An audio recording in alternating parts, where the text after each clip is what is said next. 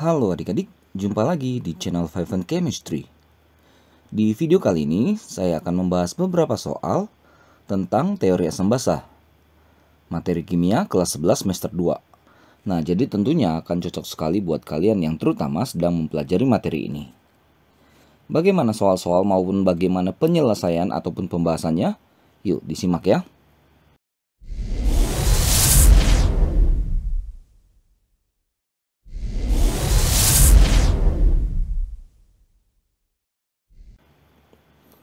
Oke, ini dia soalnya ya, ada 4 soal, tapi ini bisa dibilang ada anak-anaknya gitu ya, soal-soal beranak gitu. Oke, langsung saja saya mulai dari soal nomor 1. Tentukan senyawa-senyawa berikut ini apakah bersifat asam atau basa. Oke, nah jadi sebenarnya kita bisa melihat ini dari teori asam Arrhenius saja ya, atau juga mungkin ada yang pakai Bronsted-Lowry biar gampang. Jadi Arrhenius bilang kan kalau asam adalah spesi atau zat yang dalam air melepaskan ion H+. Sedangkan kalau dia basa, ini asam nih melepaskan H+, sedangkan kalau basa melepaskan OH-. Tapi pelarutnya air ya kalau di Arrhenius ya. Nah, jadi kalau ini H3PO4 ini adalah asam yang lemah ya. 3H+ tambah PO4 3-. H2SO4 adalah asam yang kuat, 2H+ tambah SO4 2-. Biasanya kalau yang kuat itu kan ionisasi sempurna itu kita kasih 1 tanda panah ya. Sedangkan kalau dia nggak kuat itu atau lemah itu kita kasih dia panah bolak-balik. Oke, LiOH basa yang kuat. Jadi kalau Li itu kan +1 karena grup 1 golongan 1, OH itu kan -1 ya.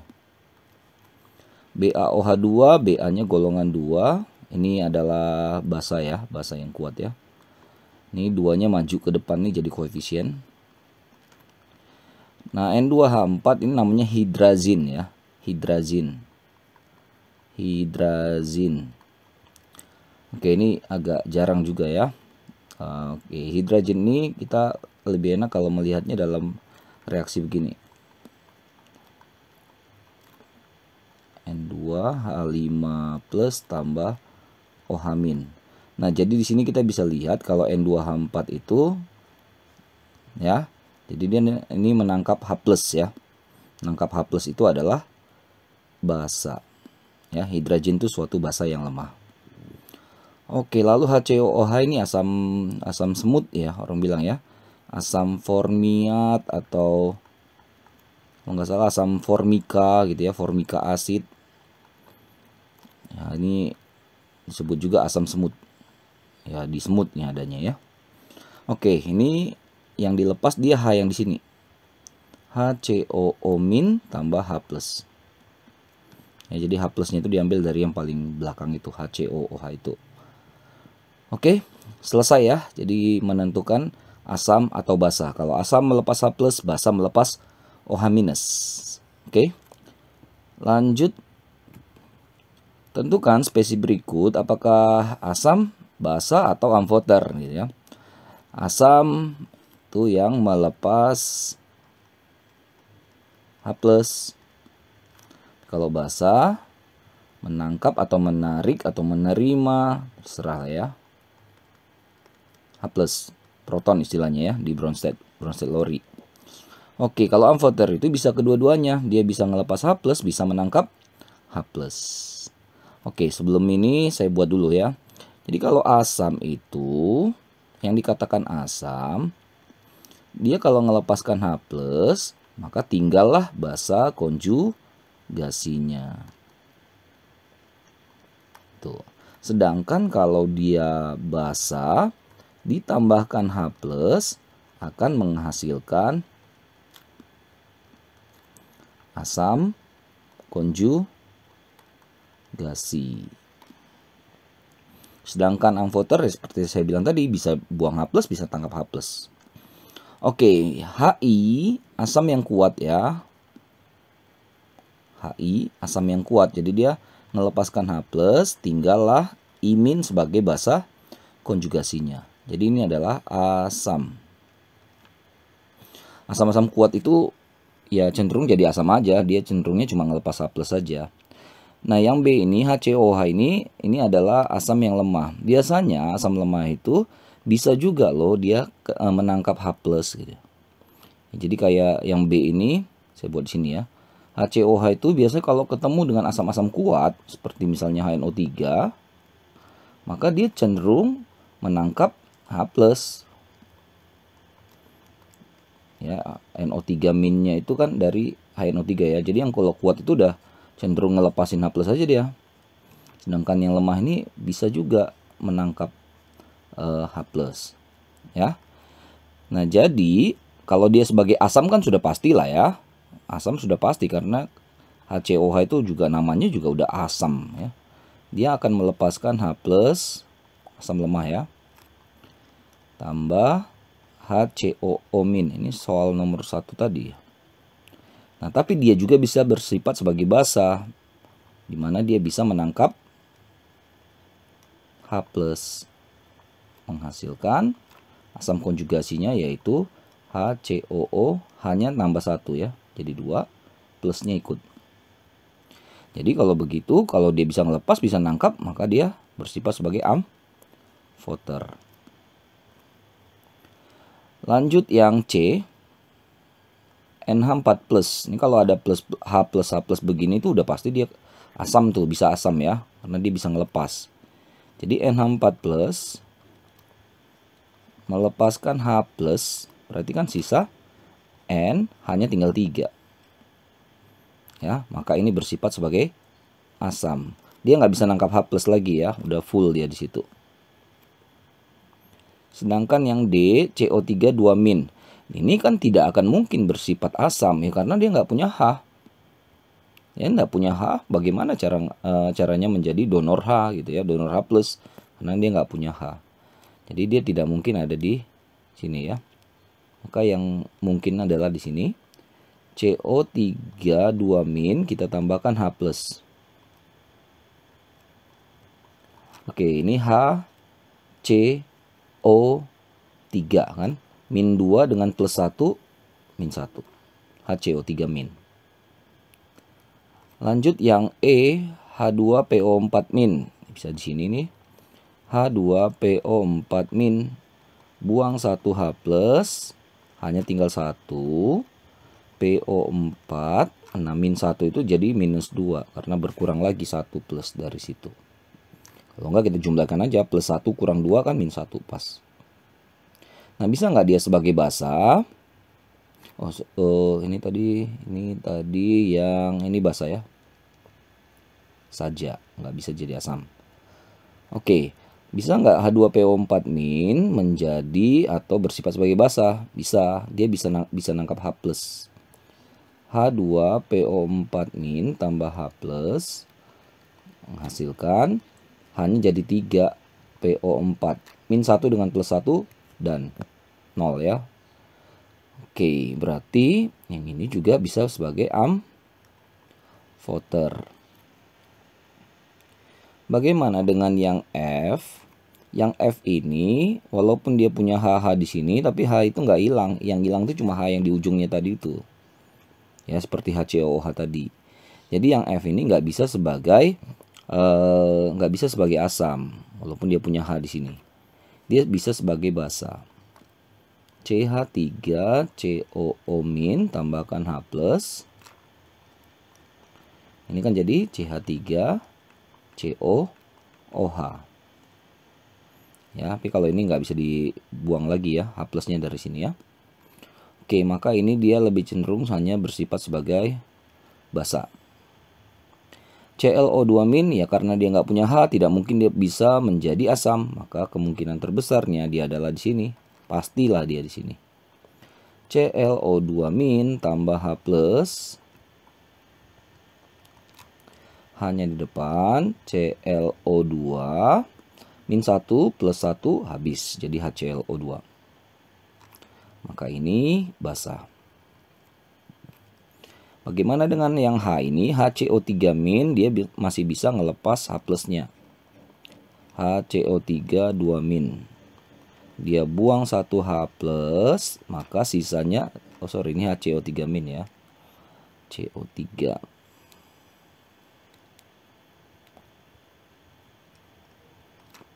Jadi sisanya adalah CO3 2 min. Min 2 atau 2 min, saya harap nggak masalah lah ya. Oke, bagaimana dengan yang H?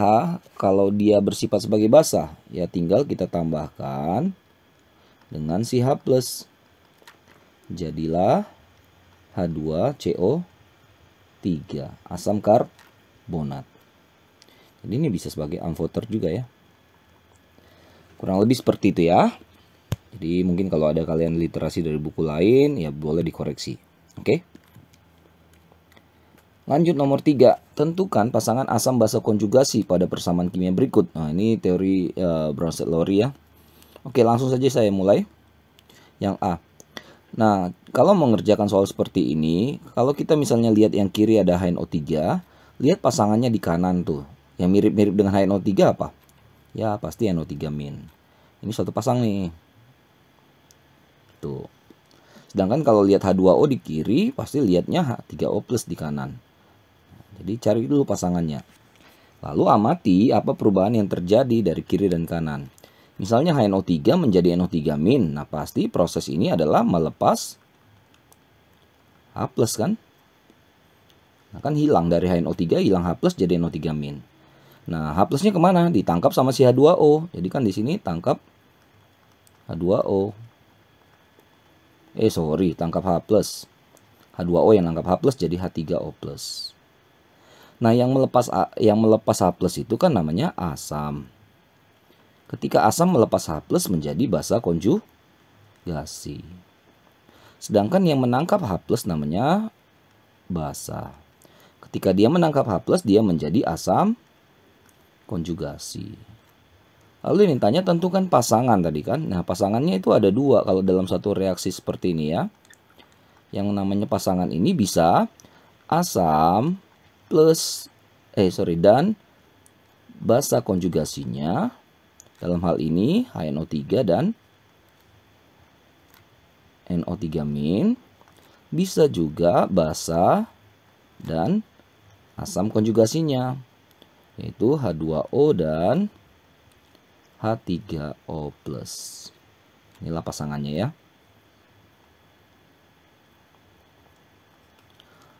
Lanjut yang B. Polanya sama, kalau lihat satu spesi di kiri, lihat yang di kanannya apa. Pasti kita sepakat lah mirip dengan ini ya. Langsung aja kita analisis ini perubahan apa yang terjadi. Nah kan CO3 2- menjadi HCO3-, berarti kan dia nangkap H+ ya. Nah, makanya muncul H di kanan. Sementara HCl menjadi Cl- kan berarti lepas H+. Jadi lepas H+ dulu, baru ditangkap sama si CO3 2-. H+-nya lepas dari HCl. Oke, yang menangkap H+ itu adalah basa. Ketika dia menangkap, dia menjadi asam konjugasi. Yang melepas adalah asam. Sisanya setelah lepas namanya basa konjugasi. Kayak tadi lagi, pasangannya itu bisa dua kemungkinan, asam atau basa asam dengan basa konjugasinya. Berarti di sini HCl dan Cl-. Bisa juga basa dan asam konjugasinya. Basanya tadi siapa? Oke, si CO3 2- dan HCO3-. Dan satu lagi terakhir ya, nomor 4. Berdasarkan teori asam basa Lewis, tentukan spesi mana yang bertindak sebagai asam dan basa pada persamaan kimia berikut. Nah, menurut Lewis, asam itu adalah spesi yang menerima atau menangkap atau akseptor pasangan elektron. Saya tulis pasangan elektron aja deh. Sedangkan basa adalah spesi yang donor, memberi pasangan elektron. Jadi kita bongkar dulu, misalnya kita bongkar yang A ya. AlCl3 tambah Cl- menghasilkan AlCl4- katanya. Oke, Al grup 3 ya. ada ikat Cl, ikat Cl, ikat Cl. Nah, Al itu kan udah habis ya, karena dia grup 3 dan tiga-tiganya kepakai atau ngebonding dengan si Cl, maka dia udah nggak punya nggak punya elektron lagi. Sementara kan kita tahu Cl itu grup 7 itu kan elektronegativitasnya tinggi. Ya, berarti dia gampang dari elektron, dia punya elektron banyak lah di situ. Nah, Cl itu kan 7, dia narik 1 jadi 8. Jadi dia punya 4 pair di sini. Nah, wajar lah untuk ngebonding pasti yang ini atau yang yang mana aja bisa, itu akan ke sini nanti. Ya, jadi dia koordinasi ya, pelajaran kimia kelas 10-nya ya. Jadi ikatan kimianya nih. Jadi dia bisa menghasilkan Al. Sini ada Cl. Cl, Cl, Cl, terus ada di belakangnya juga Cl gitu ya. Tapi ini Al-nya minus. Oke.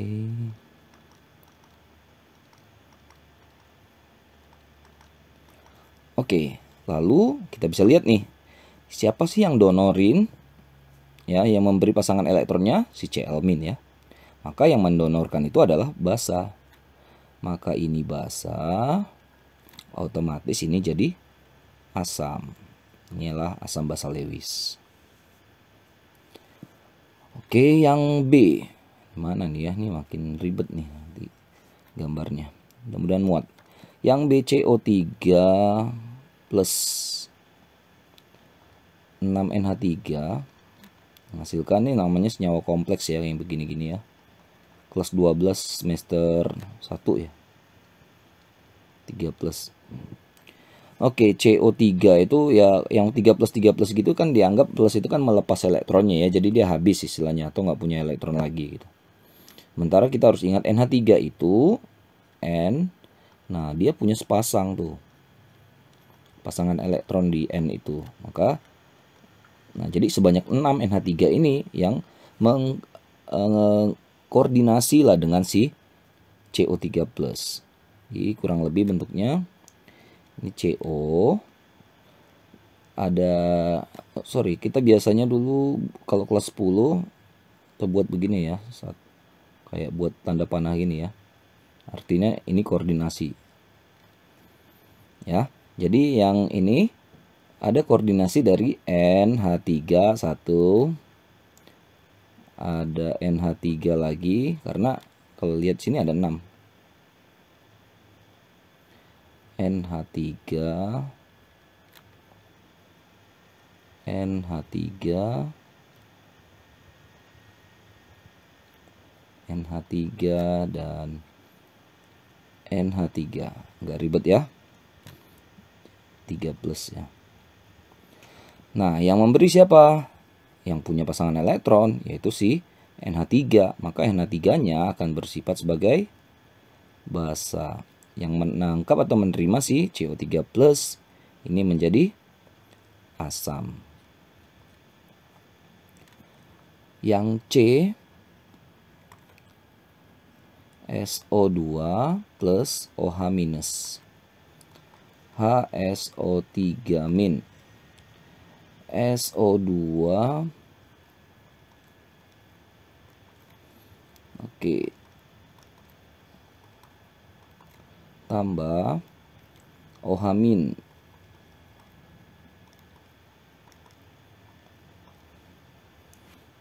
Oke. Nah, jadi ini kan S dengan O masih sama-sama punya elektron ya, masih punya pasangan elektron ya, tapi karena si O-nya lebih banyak, jadi nih misalnya kita pakai yang ini ya. Jadi dia tag ke sini. Ini nanti akan ke tag ke sini ya. Oke. Saya buat ke bawah lah. Jadinya nanti ada S, baru dia nanti ngikat sama si OH. Lalu ini tadi kita nggak ganggu. Lalu di sini ada O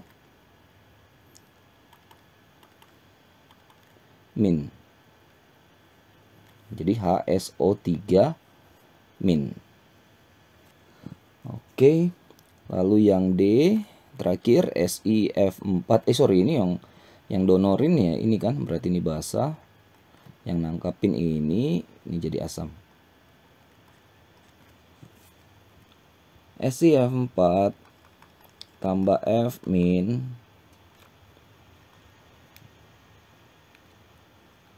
menghasilkan SiF5 min. Si grup 4 ya, berarti dia punya 4 ya. 4 bond ya dengan si F.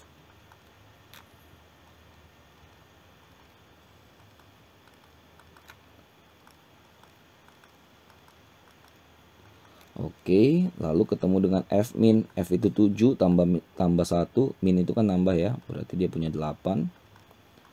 Nah, ini serang 1 sini. Lalu hasilnya Si, jadi ada 5 F-nya ya. Ini Si-nya jadi negatif ya. F 1 2 3 4 5 6 1 2 3 4 5 6 3 4 5 6 1 2 3 4 5 6 1 2 3 4 5 6. Oke, kurang lebih begitu ya soal pembahasan teori asam basa kali ini ya. Ada 4 soal tapi ada anak-anaknya ya. Kalau ada kesalahan atau kekurangan, mohon maaf, berkomentar saja yang positif di kolom komentar. Ini kita cuma untuk belajar ya, cuma untuk sharing-sharing pengetahuan saja. Mungkin ada yang typo atau salah penulisan begitu-gitu, nggak usah segan-segan untuk mengkoreksi. Oke, cek terus, update terus video-video terbaru lainnya di channel 5 and Chemistry ini.